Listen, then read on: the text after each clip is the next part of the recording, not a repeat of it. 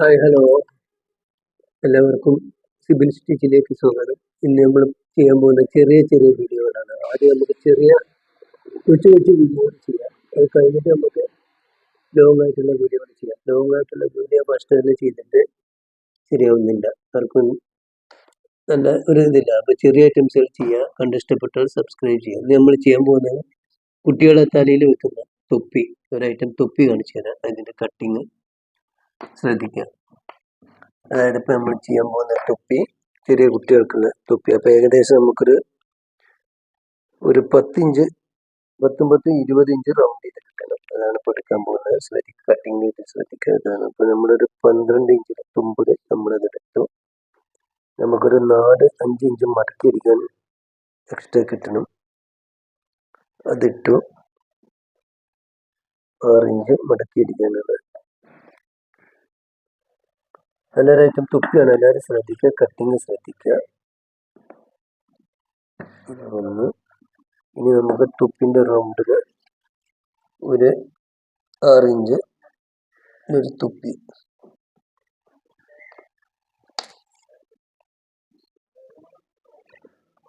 എല്ലാവരും കട്ടിങ് കാണുക.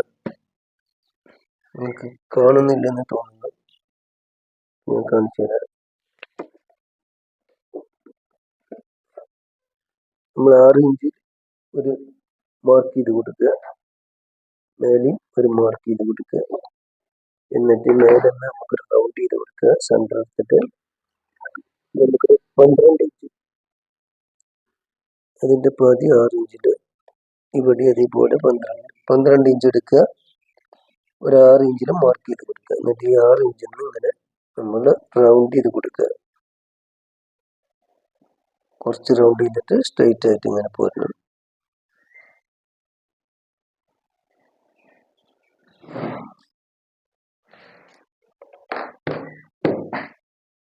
എന്നിട്ട് അതിനെ അതുപോലെ തന്നെ കട്ട് ചെയ്തെടുക്കുക. മേലോട്ട് റൗണ്ട് ചെയ്ത് കട്ട് ചെയ്തെടുക്കുക. ഇവിടെ നിന്ന് താഴെ ഭാഗത്തു നിന്ന് സ്ട്രെയിറ്റ് ആയിട്ട് വന്നിട്ട് റൗണ്ട് ചെയ്ത് കട്ട് ചെയ്തെടുക്കുക.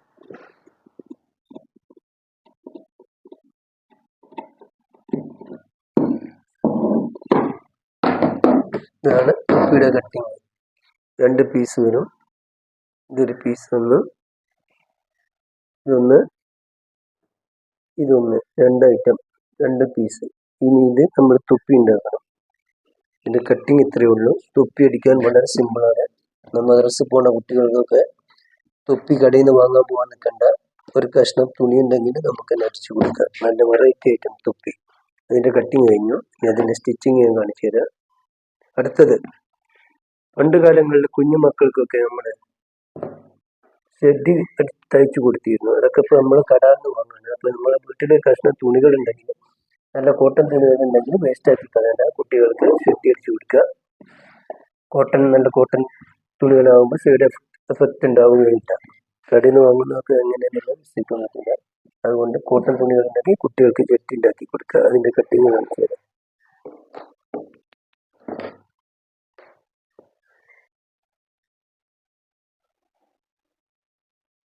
മടക്കി അടിക്കാനുള്ള ഒരു 1.5 ഇഞ്ച് കട്ട് ചെയ്തിട്ട് ഇതെടുക്കുക. ഇനി ഷെഡിൻ്റെ ആവശ്യമുണ്ട്. കുട്ടികളെ വലുപ്പത്തിനനുസരിച്ചുള്ള ഇത് കൊടുക്കുക. ഇപ്പോൾ നമ്മളൊരു 12 ഇഞ്ചിൽ എലാസ്റ്റിക് ഇട്ട് കൊടുക്കാം നമുക്ക്. അപ്പോൾ അതിനനുസരിച്ച് വേണമെങ്കിൽ നമുക്കൊരു 13 ഇഞ്ച് തുമ്പടക്കം എടുക്കുക. എന്നിട്ട് നമ്മൾ താഴോട്ട് എട്ടിയുടെ വലുപ്പത്തിനനുസരിച്ച് കൊടുക്കുക. ഒരു 8 ഇഞ്ച് കൊടുക്കുക നമ്മൾ താഴോട്ട് നീളം. അതിനനുസരിച്ച് നമ്മൾ ഉണ്ടാക്കുന്നത്.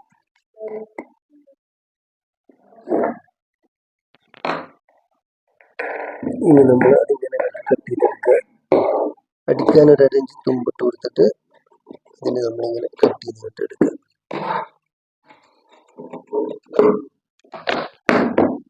ഇനി അതിനെ സെൻറ്റർ മടക്കി ഇടുക.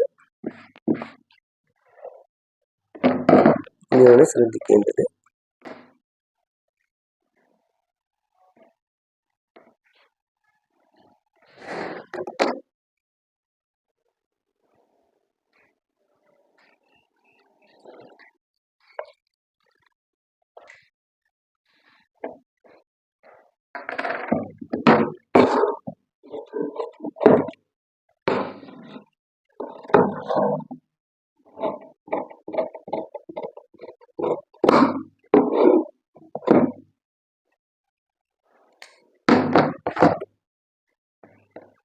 എല്ലാവരും കണ്ടു എന്ന് തോന്നുന്നു, എല്ലാവർക്കും മനസ്സിലായെന്ന് തോന്നുന്നു. ഇല്ലെങ്കിൽ ഇതാണ് ഷെഡ്.